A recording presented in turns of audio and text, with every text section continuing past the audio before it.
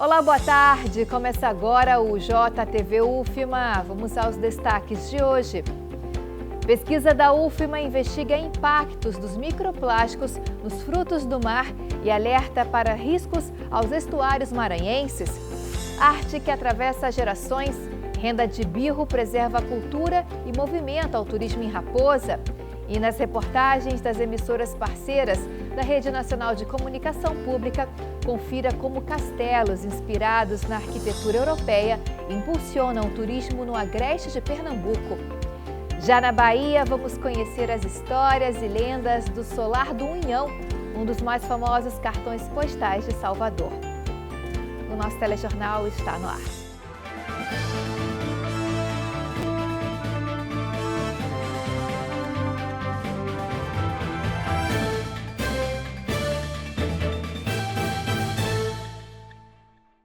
Quarta-feira, 22 de julho, vamos aos destaques de hoje com o Giro de Notícias. 2 ônibus ficaram presos após o asfalto ceder na avenida principal do bairro Jardim América, em São Luís. O problema provocou o bloqueio parcial da via, congestionamento e transtornos para motoristas e moradores da região. Em nota, a Secretaria Municipal de Obras e Serviços comunicou que o problema foi causado por uma fuga de material devido ao volume de chuva e que equipes já estão trabalhando para a recuperação do trecho. Não houve registro de feridos. Um homem de 19 anos foi preso e uma adolescente de 15 foi apreendida após uma tentativa de assalto a um centro comercial no bairro Cidade Operária, em São Luís. Segundo a polícia, a dupla usou uma arma falsa para roubar celulares e joias de clientes. Quando os policiais chegaram ao local, os criminosos já haviam sido rendidos por uma pessoa que não foi identificada. Ainda de acordo com a polícia, o homem confessou que a placa não pertencia à motocicleta utilizada na ação e que o veículo havia sido roubado de uma concessionária no bairro Anjo da Guarda. 4 pessoas ficaram feridas após uma colisão envolvendo 2 motocicletas em frente ao Hospital Municipal de Arari. Uma das motos era ocupada por 2 jovens que ficaram em estado grave. Na outra estava uma mulher e a filha, que sofreram ferimentos mais leves. Segundo testemunhas, o acidente aconteceu quando uma motociclista tentou fazer um retorno proibido e atingiu outra motocicleta que trafegava pela avenida. Os 2 jovens foram transferidos para São Luís, enquanto mãe e filha foram atendidas em Arari. Até o momento não há informações oficiais sobre o estado de saúde das vítimas. O assunto agora é ciência. Uma pesquisa aqui da UFMA está analisando os impactos dos microplásticos nos frutos do mar. No quadro Em Dia com a Ciência desta semana, você vai entender o que são os estuários, porque esses ambientes são fundamentais para a biodiversidade e para a economia maranhense, e como a poluição por plástico pode afetar os ecossistemas e até chegar à nossa alimentação.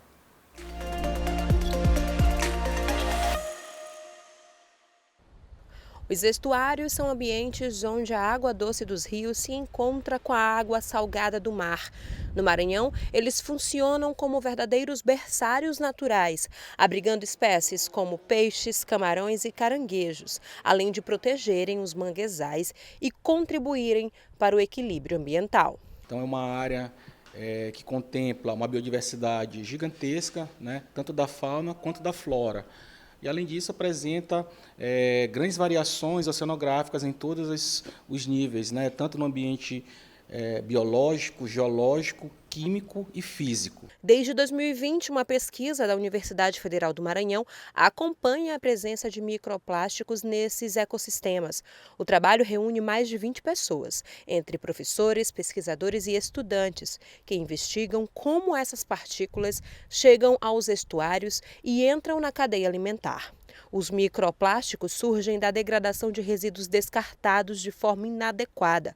Invisíveis a olho nu, eles podem ser ingeridos por organismos aquáticos e ainda transportar substâncias químicas potencialmente prejudiciais, ampliando os impactos ao longo da cadeia alimentar. A poluição ameaça, de uma maneira geral, né, todos os compartimentos, né, tanto o solo, água, flora, fauna. E esses plásticos eles podem exatamente ser absorvidos por exemplo, pela biodiversidade, principalmente pelos peixes. Então, nós iniciamos esse trabalho aqui no Rio Bacanga, no estuário do Rio Bacanga, e a partir das evidências encontradas em algumas espécies de peixe, nós começamos a ampliar o leque de observações. Então, partimos para o Estreito dos Coqueiros, né, aqui na região portuária, e ampliamos ainda mais para outras áreas do litoral ocidental e litoral oriental maranhense. Embora o problema seja complexo, pequenas mudanças de hábitos podem fazer diferença. Reduzir o consumo de plásticos descartáveis, separar corretamente os resíduos e incentivar a reciclagem são atitudes que ajudam a proteger os estuários e preservar a biodiversidade. A ciência é extremamente importante para que possa evidenciar, identificar a presença desses poluentes, né, primeiramente na fauna e também em relação à própria saúde humana, considerando que, por exemplo, nós nos alimentamos dos peixes, né, e, de uma maneira geral, a gente pode também acabar sendo contaminado, absorvendo esses poluentes, e isso acarreta riscos à saúde. Então, a gente já tem evidência de que microplásticos estão presentes no sangue, na placenta, no coração, no cérebro, nos pulmões, ou seja, nesse exato momento, é possível que a gente possa estar absorvendo uma quantidade gigantesca de microplástico através da respiração. Então, as consequências desse problema, elas acarretam riscos à saúde humana. O descarte correto do lixo faz toda a diferença. Afinal, gente, lugar de lixo é no lixo, né? E não nas praias, na natureza em geral. Vamos mudar de assunto agora. A vacinação contra a gripe influenza continua disponível gratuitamente na rede pública de saúde, mas a procura pelo imunizante ainda está abaixo do esperado. E essa baixa cobertura preocupa as autoridades de saúde, principalmente neste período de maior circulação de vírus respiratórios. Quem traz mais informações para a gente é o repórter Rodrigo Santos. Boa tarde, Rodrigo. Boa tarde a você e a todos que nos acompanham pelo JTV UFMA. É isso mesmo, o Estado ainda não alcançou o objetivo de vacinação contra a influenza em 2026. Segundo dados da Secretaria de Saúde do Maranhão, apenas 40,32% das pessoas vacinadas pertencem a grupos prioritários. Em São Luís, esse número é um pouco maior, mas ainda assim abaixo do esperado, totalizando 47,37%. Os grupos prioritários incluem gestantes, idosos e crianças de 6 meses até 6 anos de idade. Por isso, esses grupos eles são considerados vulneráveis, porque eles têm mais facilidade em contrair complicações por conta da influenza. Por isso, as autoridades de saúde reforçam o chamado para que as pessoas desses grupos procurem os postos de vacinação mais próximos. Essas são as informações, eu volto com você. Obrigada, Rodrigo. Importante se vacinar, né? E vamos lembrar também que a vacina Pneumo 20 também continua disponível nos postos e salas de vacinação dos municípios maranhenses. Antes disponível apenas na rede privada, a Pneumo 20 está disponível no Sistema Único de Saúde, o SUS, gratuitamente para o público prioritário. E nesta primeira etapa, formado por crianças menores de 5 anos. Gente, a vacina ajuda a prevenir doenças graves como meningite, pneumonia e outras. Então, procure um posto de saúde mais perto de você, atualize a carteira de vacinação do seu filho e a sua também. A renda de birro é um dos maiores símbolos da cultura e também da identidade do município de Raposa, na Grande São Luís. A técnica artesanal, passada de geração em geração, mantém viva uma tradição que encanta moradores e também atrai turistas em busca de peças únicas e da riqueza cultural local. Hoje, na última reportagem da série especial sobre as riquezas do município de Raposa, a repórter Luciana Rodrigues mostra como esse saber continua resistindo ao tempo e fortalecendo a economia e o turismo da cidade. Olê, mulher rendeira, olê, mulher renda. Tu me ensinas a fazer renda, que eu te ensino a namorar.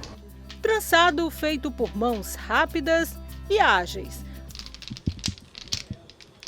A renda de birro é a identidade do município de Raposa. Tradição que acompanha gerações e que é o sustento para muitas famílias. Ser rendeira é muito prazeroso, é uma terapia maravilhosa. Eu fiz muita renda para ajudar minha mãe com as crianças, com os meninos. Nosso pai pescador, e ali não dava, era muita gente. Tanto é que minha mãe, ela teve 14 filhos.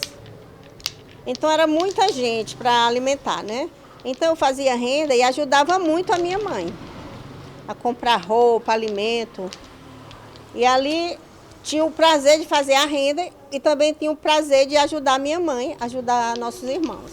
Na Avenida das Rendas, no Centro Comercial de Raposa, lojas coloridas sinalizam que tem opção para todos os gostos.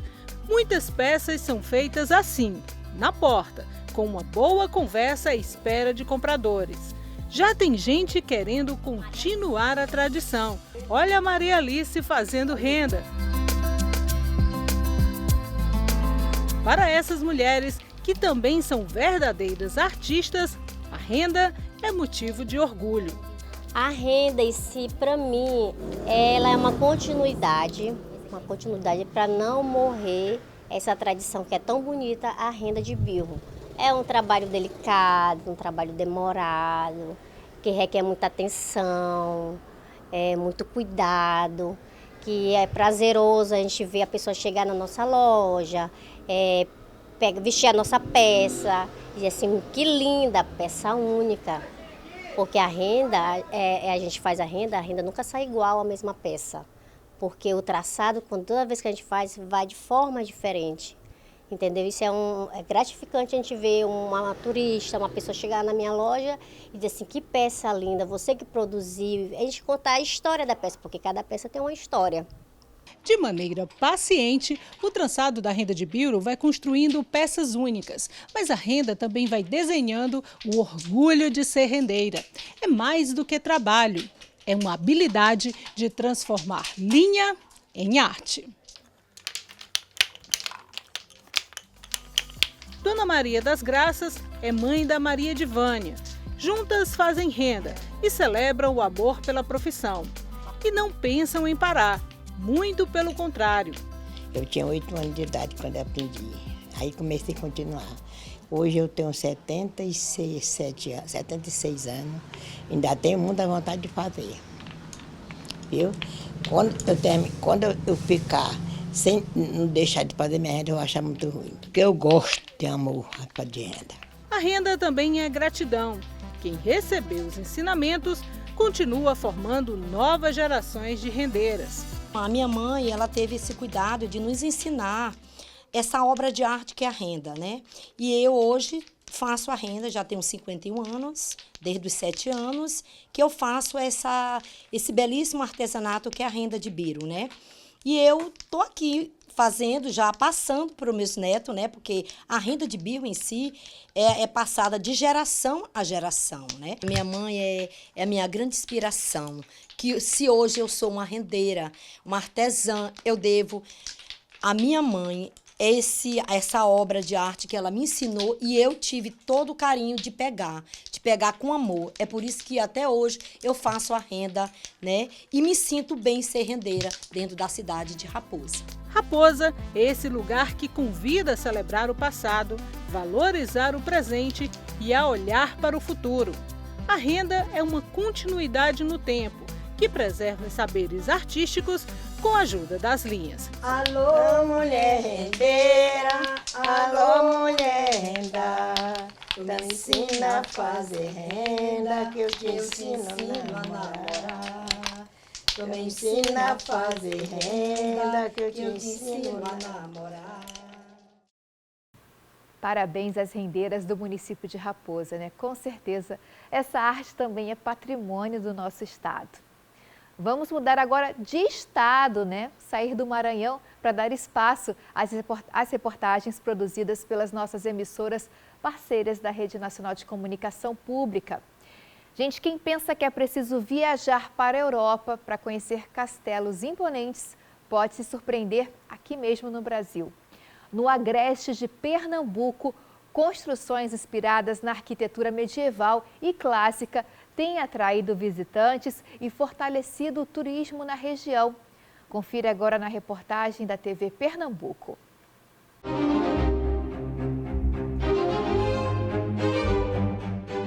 Castelo dos Torres foi erguido para chamar a atenção mesmo. Elementos arquitetônicos variados foram usados na concepção do projeto, que começou em 1999 e só foi concluído 17 anos depois. Ocupa uma área de 2.000 metros quadrados e 40 metros de altura. O visual surpreendente tem inspiração nos estilos grego, romano e influências de arquitetos renomados. A gente está acostumado com aquelas fotos da Europa, aqueles castelos europeus, e começou a olhar assim, as pontas brancas, começou a achar diferenciado, né? Falei, não, vamos lá, vamos chegar lá e vamos ver, né? E aí a gente chegando aqui, fica impactado, que é muita escultura, muita coisinha, muitos detalhes, lindo demais. Parece que você está dentro do filme, entrando em outro mundo, em outra era, né? No interior do castelo não houve economia para decorar os 7 andares com antiguidades, vasos chineses, bustos e peças raras de colecionadores trazidas de vários países. A magia dos castelos e contos de fadas, que faz parte da imaginação de muitas crianças e adolescentes, ficou na memória do idealizador. E ele acabou usando muitos recursos, tempo e criatividade para transformar sonhos em realidade. Sem perceber, ele se transformou numa espécie de herói visionário, abrindo caminho para atrair riquezas para a cidade. Rosinete é guia de turismo e acompanha muitos grupos. Por conta de sua beleza cênica, né, você pode vir fazer seu ensaio fotográfico, seu dia de noiva, aniversário de 15 anos, vocês vêm para aqui para fotografar, que fica um cenário realmente de conto de fadas. Saindo da zona urbana de Pesqueira, encontramos o segundo castelo a 18 quilômetros, bem próximo da BR-232. A construção, ainda em andamento, foi inspirada na arquitetura medieval europeia, com grandes torres, muralhas, pedras aparentes e esculturas monumentais. O Castelo Santa Helena mudou o cenário árido do agreste pernambucano. Um dos cenários mais impressionantes é a Capela Santa Helena, construída em pedra sobre uma pequena ilha artificial cercada por um lago. Foi feita a pedido da esposa de Edivonaldo. Foi uma história de amor. Eu disse que a gente vai casar, mas vai casar na capela que eu vou fazer para a gente casar. Depois ela ficou me cobrando. Não, a gente só vai casar quando fizer a capela. Eu digo, então tá bom, eu vou fazer a capela. Outro diferencial é a adega subterrânea, construída aproximadamente 17 metros abaixo do solo. O ambiente reúne esculturas e um clima que lembra antigas galerias medievais. Você tem um artista local, ao mesmo tempo você tem um artista que vem da Índia, daqui a pouco tem um artista que veio da China, da Itália, então é muito bonito. Eu penso num legado para a cidade, para as próximas gerações, entendeu? Deixar aqui na região um ponto turístico mesmo, entendeu?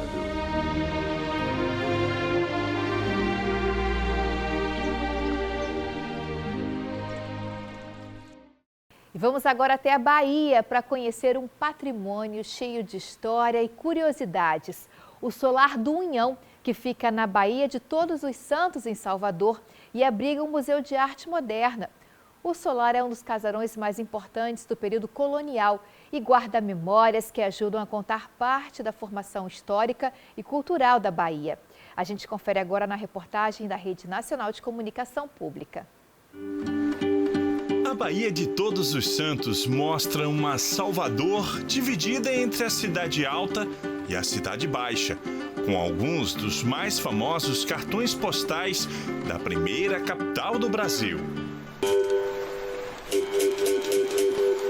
Mas um conjunto arquitetônico se destaca entre tantos, o Solar do Unhão.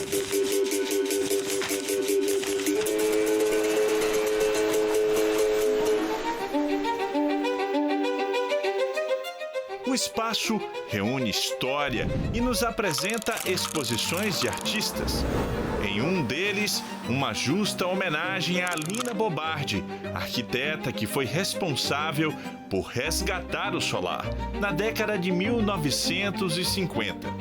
Mas o surgimento deste local vem de muito antes, do final do século XVI. Começou como um engenho colonial, um engenho urbano, que absorvia principalmente a cana-de-açúcar que vinha do Recôncavo. Isso provavelmente finais do século XVI e ao longo do século XVII. No século XVIII, o engenho urbano ele ganha também a feição de residência da elite, né? O Pedro Unhão de Castelo Branco, que dá nome ao espaço, e sua família habitaram aqui como uma residência.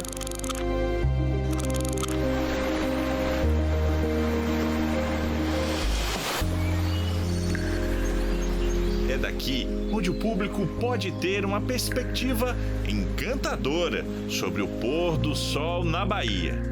Mas a despedida do Astro-Rei começa a revelar segredos perturbadores sobre o lugar.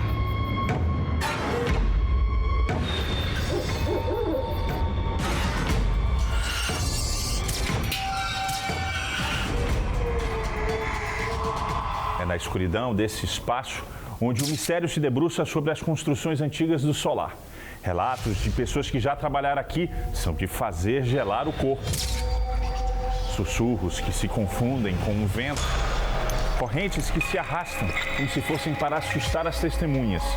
E gritos, como se o passado daqui não quisesse ser esquecido. É o caso de Antonieta. Ela trabalhou aqui por quase meio século, até se aposentar.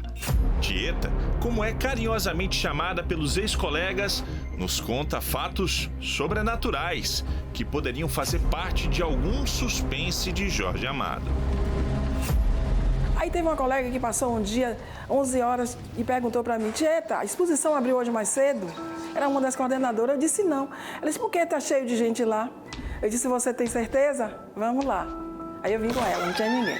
Quando o ar-condicionado desligava, a gente ia lá em cima ligar, que a gente subia uma ladeirinha aqui, das oficinas.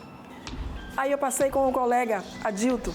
Adilto: Tieta, que aula é essa no escuro, que tá cheia de gente na oficina?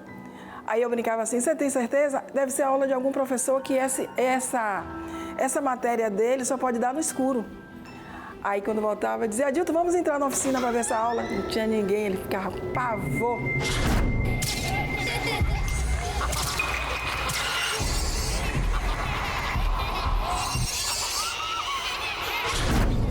Décio ainda trabalha no local e nos mostra o que sobrou de uma antiga fonte que trazia água de um chafariz por uma tubulação rupestre e engenhosa para a época e que não existe mais.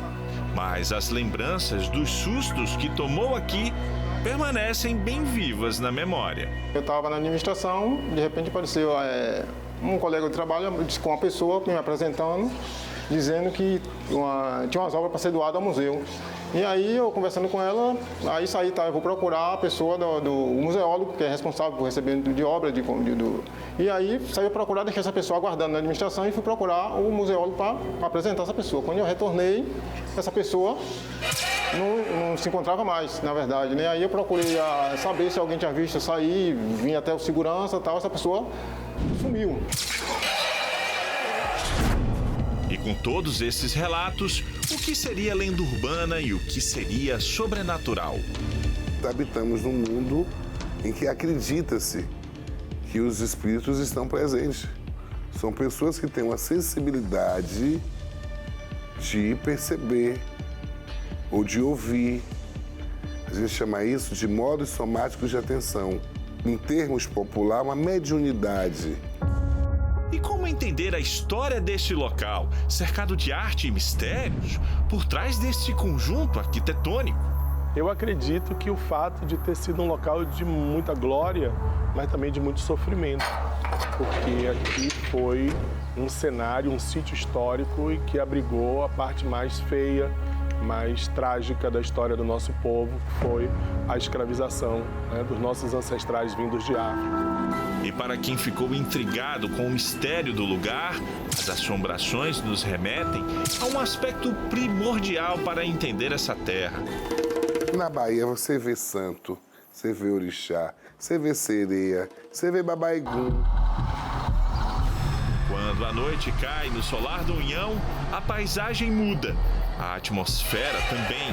É como se o tempo parasse e as paredes começassem a contar segredos guardados há séculos. Mistérios que querem ser ouvidos. E isso torna a experiência de conhecer o lugar um barato que só a Bahia e o Nordeste podem proporcionar. Eu acho que vale a pena o risco. As pessoas que visitam o Solar do Unhão, elas estarão carregadas de toda a história, né, de toda a dor, de toda a glória que um espaço como esse traz. Os sonhos, eles podem vir de dentro para fora e não de fora para dentro.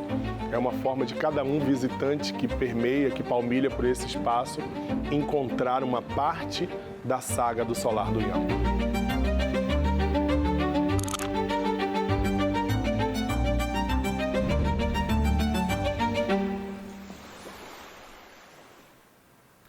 E o JTV fica por aqui, mas você pode ver nossas reportagens e entrevistas no EduPlay, Instagram e YouTube da TV UFMA. Acompanhe também o resumo do nosso telejornal no programa Destaques, JTV UFMA às 18 horas. Uma ótima quarta-feira para você.